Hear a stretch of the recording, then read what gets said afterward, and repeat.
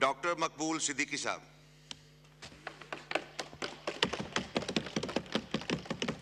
बिस्मिल्लाहिर्रहमानिर्रहीम। शुक्रिया जनाब स्पीकर कि आपने मुझे इज़हार ख्याल का मौका दिया। और गो के इस वक्त पाकिस्तान के जो हालात हैं और जो गुफ्तगू करनी थी, यहाँ के माहौल की वजह से वो गुफ्तगू करना बड़ी मुश्किल हो जाती है। लेकिन मैं पाकिस्तान को मुकद्दम समझते हुए अपने सियासी मफाद के बजाय पाकिस्तान के इस्तेहकाम के लिए कोशिश करूँगा कि यह ऐवान जिसकी ज़िम्मेदारी पूरा पाकिस्तान है, ज़िम्मेदारी का मुजाहरा करे। जनाब स्पीकर, मैं मुबारकबाद देता हूँ पाकिस्तान की आवाम को 16वीं असम्बली के लिए, और ये यहाँ पे मुंतखब लोगों को मुबारकबाद पेश करता हूँ जो पूरे पाकिस्तान से पाकिस्तान की आवाम ने मुंतखब करके यहाँ भेजे हैं।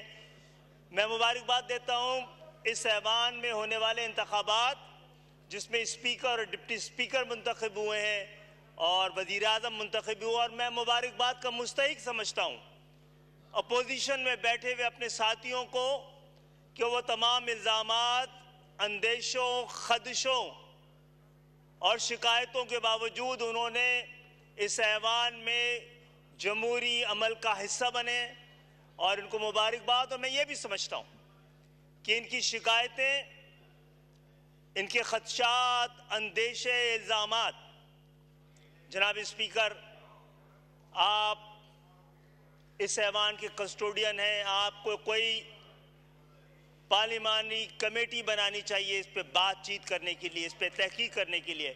इसी तरह वज़ीर आज़म से मैं मुतालबा करता हूँ, उनसे दरख्वास्त करता हूँ कि इस पे आप जुडिशल कमीशन भी बना दें ताकि बातचीत का, कानून का, आइन का रास्ता अपनाया जाए शोर के रास्ते के बजाय।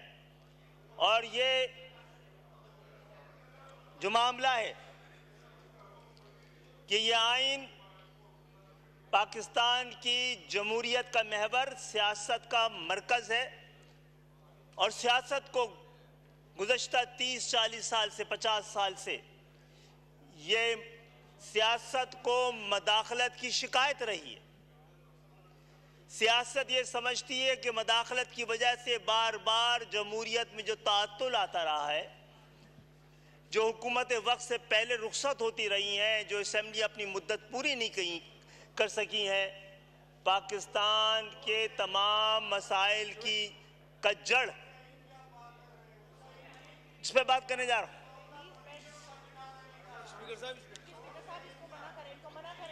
ये बात ही नहीं समझ पाते बेचारे, इनके हक में बात कर रहे हैं तो भी नाराज हो रहे हैं, ये इनके हक में भी बात कर रहे हैं तो बेचारे नाराज हो रहे हैं। काइंडली आराम से सुने मेंबर को। फाजिल मेंबर बोल रहे हैं।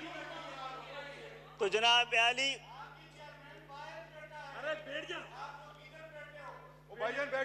बैठ जाओ। लेकिन जनाब स्पीकर जी, आपने ये कहा, कल ये कहा गया कि हमारी शनाख्त, हमें ये कहा गया कि हमारी शनाख्त फॉर्म 47 है, फॉर्म गलत लगा दिया। हमारी शनाख्त 9047 है, फॉर्म 47 नहीं 9047 हमारी शनाख्त है, और फॉर्म 45 हमारे पास है, फॉर्म 45 हमारे पास है। हम तो कह रहे हैं इनकी बात सुने, लेकिन ये बात सुनने को खुद तैयार नहीं है। आज आप कंटिन्यू करते हैं जनाब आली, जनाब स्पीकर 2000। आप बैठे प्लीज, आप बैठे जनाब। अभी बैरिस्टर गौहर साहब ने बात करनी है, आपके पार्टी के मेंबर हैं वो भाई, जो ये बात भी नहीं सुनेंगे। बहरहाल जनाबे, नहीं ये नहीं करो। जनाब स्पीकर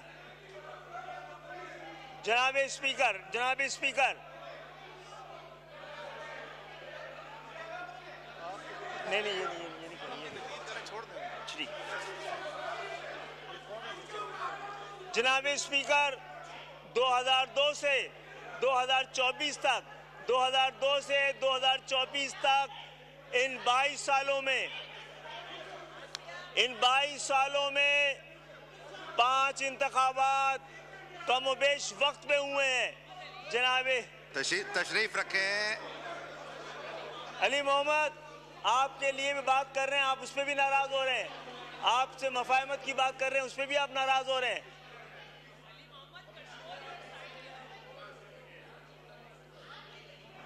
इकबाल भाई आ जाए, इकबाल भाई।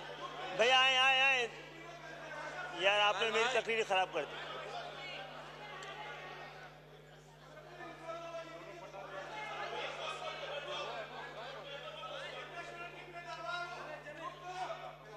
बस तकरीर आप कहते नहीं, एक बार में माटा का एक राशि से लग पाया।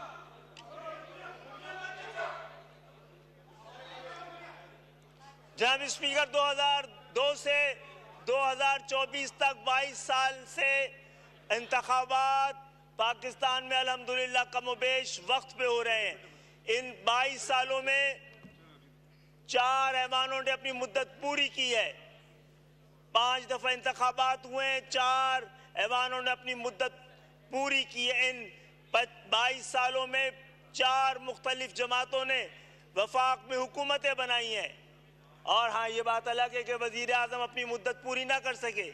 अब इस दफा 9 और इनको मिलाकर 10 वजीर आजम इस 22 साल में बदलते रहे। लेकिन जो पाकिस्तान की सियासत को शिकायत थी कि जमहूरियत का तसलसल उनको दस्तयाब नहीं हुआ, इस 22 साल में जमहूरियत के तसलसल मौजूद रहा है। लेकिन क्या ये जमहूरियत का तसलसल खुशहाली, अमन, इस्तेहकाम की जमानत बन सका है? नहीं बन सका है। जनाब स्पीकर, इस जमहूरियत के तसलसल के बाद भी हम आज देखते हैं तो हमें क्या नजर आता है? हमें तो आईन माजूर, कानून मजबूर, इंसाफ मफरूर और अदालतें यरगमाल नजर आती हैं। हम ये समझते हैं कि इस 22 साल के जमहूरियत के तसलसल के बाद पाकिस्तान बहरानों के भंवर में घिरा हुआ है। हम ये आज बिलावल भुट्टो साहब ने भी, वजीर आजम साहब ने भी, हम सब ये कहते रहे कि पाकिस्तान का सबसे बड़ा मसला माशी बहरान है, सबसे बड़ा बहरान माशी बहरान है, माली बहरान है। लेकिन समझने की बात यह है कि पाकिस्तान का सबसे बड़ा मसला, सबसे बड़ा बहरान माशी और माली नहीं बल्कि नियतों का बहरान है। अगर आप खुद टैक्स अरबपति लोगों से नहीं लेंगे, अगर ज़राअत टैक्स नहीं देगी, अगर आपको ज़राअत पे टैक्स नहीं लगाना है तो जागीरदाराना निज़ाम पर आप टैक्स लगाएं। जनाब आली, इस निज़ाम को बदलने के लिए हमें सबको लेकर साथ चलना पड़ेगा। इस निज़ाम के बतन से वो कुछ बरामद नहीं हुआ जिसके लिए पाकिस्तान बनाया गया था। मैं ये समझता हूं कि ट्रेड डेफिसिट इस वक्त खतरनाक सूरत हाल इख्तियार कर गया और कोई आने वाले 20-25 साल में इसको दुरुस्त करने के कोई इम्कानात नजर नहीं आते। लेकिन मैं इस ट्रेड डेफिसिट से ज्यादा परेशान वो ट्रस्ट डेफिसिट है जो हमारे दरमियान, हमारी कौम के दरमियान मौजूद है। जनाब आली, मसला हम उस खतरे और हमें डर है कि पाकिस्तान कहीं को फाइनेंशियल बैंक करप्सी ना हो जाए, लेकिन वो जो मॉरल बैंक करप्सी ऑलरेडी हो चुकी है उस पर हमारी तवज्जो नहीं है। हम क्लैरिकल डिसऑनेस्टी पे तो कानून बनाते हैं, लेकिन जो इंटेलेक्चुअल डिसऑनेस्टी इस मुल्क में तबाही मचा रही है उस पर हमने कभी गौर नहीं किया है। जनाब स्पीकर साहब, जो कुछ 4 दिन से इस ऐवान में हो रहा है, 2024 की असेंबली में हो रहा है, ये 2018 की असेंबली में भी यही हो रहा था। फर्क ये था जो लोग यहाँ बैठे थे वो यहाँ बैठे थे और जो यहाँ बैठे थे वो वहाँ बैठे हुए हैं। यही मसला 2013 की असेंबली में भी था।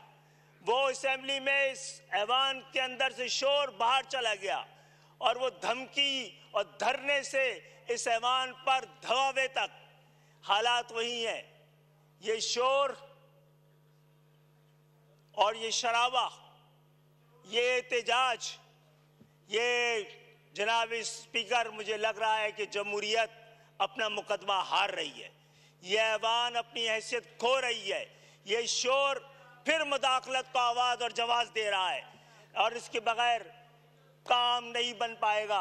आज बिलावल भुट्टो साहब ने 18वीं तरमीम के हवाले से भी बात की है और वज़ीर आज़म पाकिस्तान से दरख्वास्त की है कि वफाक से मजीद डेवोल्यूशन होना चाहिए। अगर बिलावल भुट्टो साहब यहाँ मौजूद होते तो मैं उनसे पूछता कि 18वीं तरमीम जो कि डेवोल्यूशन ऑफ पावर के लिए हुई है, वो एक्यूमुलेशन ऑफ पावर कैसे साबित हुई है। सबसे पहले सूबे डिवॉल्व करें जो सब्जेक्ट, उसको थर्ड टियर ऑफ गवर्नमेंट को भेजने थे। और गैर मामूली हालात है जनाब स्पीकर, गैर मामूली हालात गैर मामूली इक़दामात के मुतकाज़ी हैं जनाब। कंजर्वेटिव ट्रीटमेंट से कुछ नहीं होगा, मुल्क को रेडिकल सर्जरी की ज़रूरत है। फॉर्म 47 हम अल्हम्दुलिल्लाह फॉर्म 45 रखते हैं, जिसके पास भी फॉर्म 45 है मिलकर इस इंतखाबात। और मामला ये है कि कुछ लोग कहते हैं, अगर इनकी बात सही समझ ली जाए कि इनको हराया गया है, तो भाई जिस तरह जितवाया गया था उसी लोगों ने उसी तरह हरा दिया है। 18 में जिस तरह जितवाया गया था 24 में उस तरह हरा दिया गया है। ये मिलकर बात करना चाहिए। जिसने आपको जितवाया था उसने आपको हरवाया हो, अगर आपकी बात सही है तो। 18 में आप जीते थे, 18 में आप जीते थे क्या?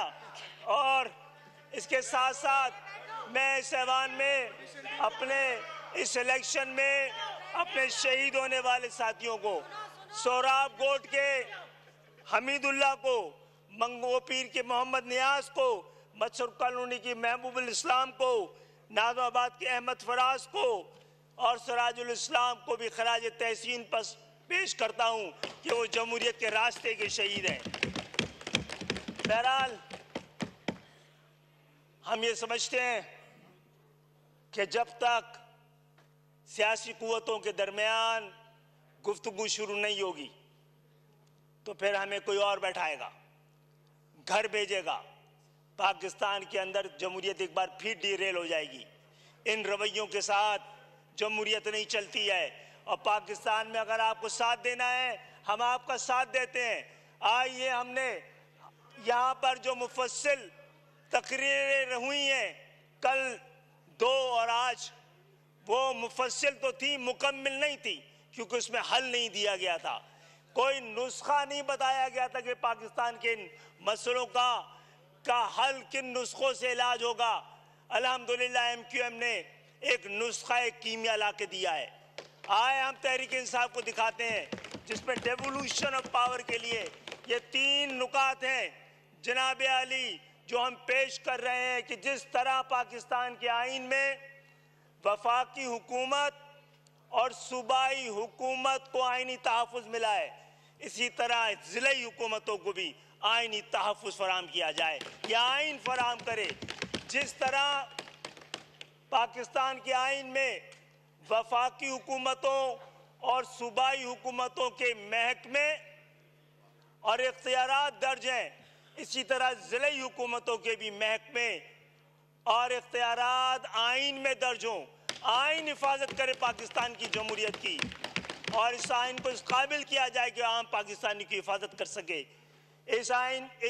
हमारे इस आइनी तरमीम में इस बात को पाबंद किया गया है कि NFC अवार्ड को PFC अवार्ड के साथ मशरूत किया जाए और आइन वफाक को, सूबे को और ज़िले को एक ही फार्मूले के तहत वसाइल फराहम करे। और हम ये चाहते हैं कि जब तक पाकिस्तान में बुनियादी जमहूरियत ना हो, ज़िलाई हुकूमतें ना हो, आम इंतखाबात को कराना मुमकिन ना हो। बात बहुत करनी थी, लेकिन बात अगर ऐवान में नहीं होगी और वह ऐवान से बाहर होगी तो हमारी आवाज़ पहले भी बहुत तवान आ रही है। इस पाकिस्तान के खातिर हमने भी बड़ी कुर्बानियाँ दी हैं, लाखों जानों की कुर्बानी दी है, इस जमहूरियत की खातिर भी कुर्बानियाँ दी हैं। और इसके बावजूद हमने पाकिस्तान को हमेशा हम पाकिस्तान जिंदाबाद के नारे के साथ खड़े रहे हैं। ये हम ही थे कि जब पाकिस्तान की हुर्मत और अपनी लीडर के दरमियान हमें फैसला करना पड़ा, तो हमने पाकिस्तान के हक में फैसला किया है। और आज भी हम पाकिस्तान को कहते हैं कि और कितनों का लहू चाहिए तुझे अर्ज़े वतन, जो तेरे आरिज़े बेरंग को गुलनार करे। कितनी आहों से कलेजा तेरा ठंडा होगा, कितने आंसू हो जो तेरे सहराओं को गुलजार करें, कितने पैमानों के पुर्जे हुए तेरे ऐवानों में, कितने ख्वाब थे जो तेरी शाहराओं में संसार हुए। हम तो मजबूर वफा हैं, मगर है जाने जहां अपने उस शाख से कोई ऐसा भी करता है। बहुत बहुत शुक्रिया।